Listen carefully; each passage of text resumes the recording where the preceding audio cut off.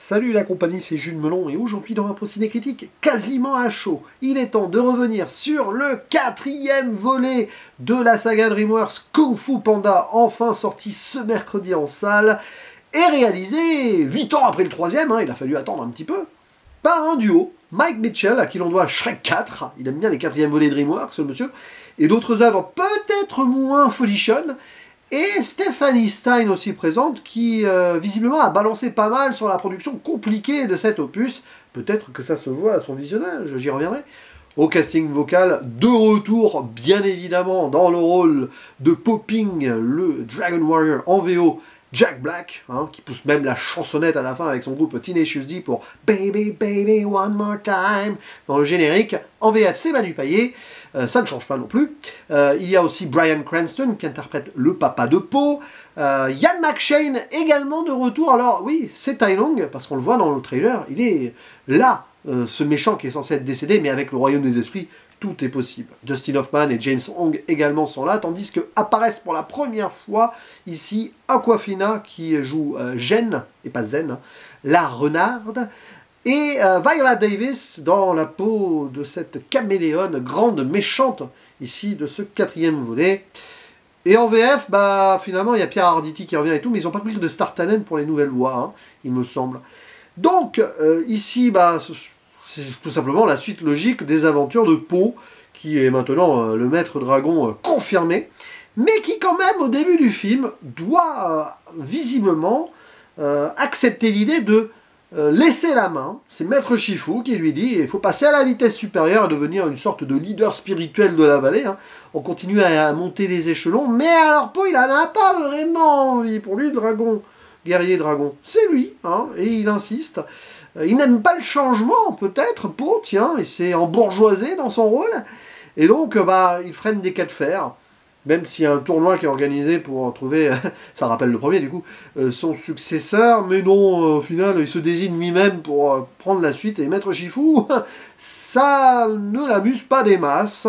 La paix intérieure pour notre master est assez menacée.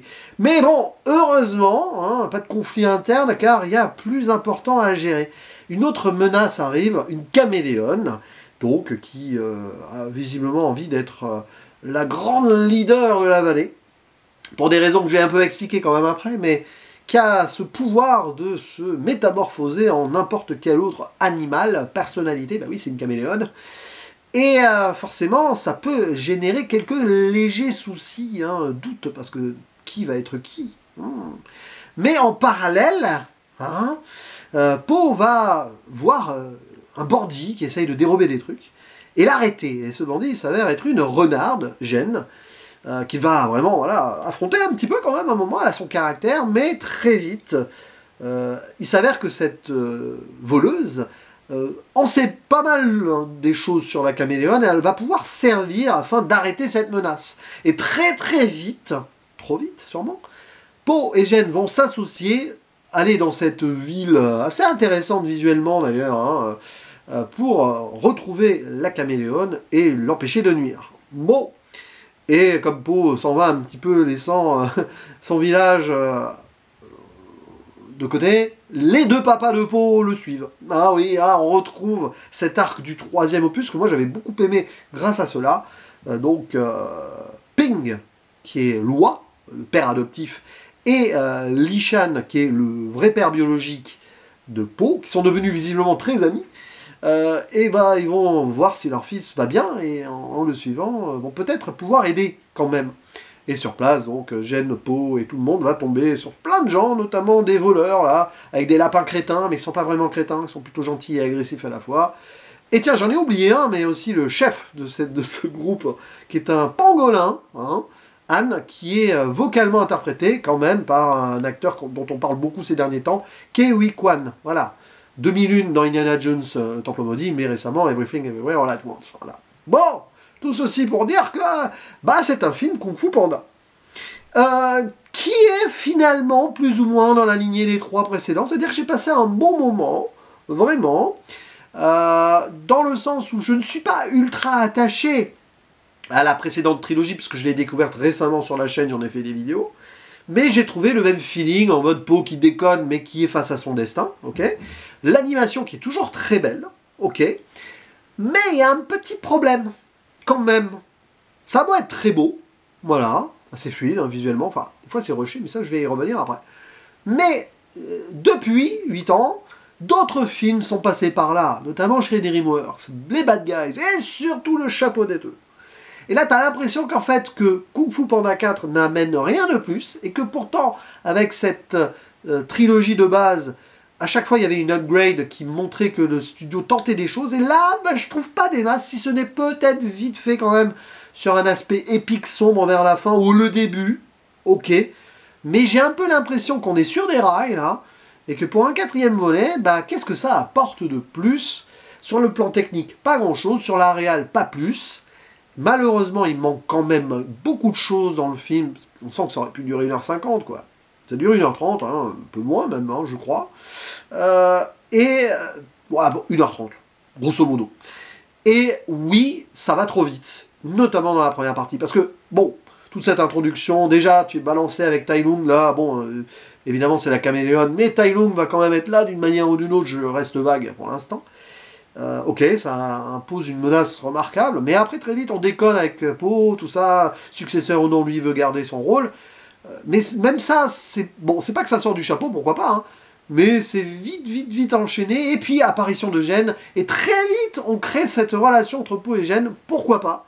Mais tu sens que c'est forcé, surécrit, et en plus c'est pas très malin, on va dire, dans l'approche narrative, parce que forcément tu vas faire un lien avec ce potentiel successeur, et ah, c'est écrit avec des grosses pattes. Oh là là. Et on prend pas trop son temps. Même s'il y a des petits dialogues comme cela de temps en temps, ça fait quand même artificiel.